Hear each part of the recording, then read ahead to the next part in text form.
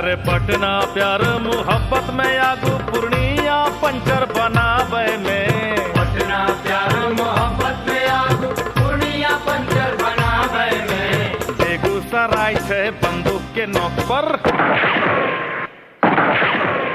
बेगूसराय से बंदूक के नोक पर जबरन शादी करावे में।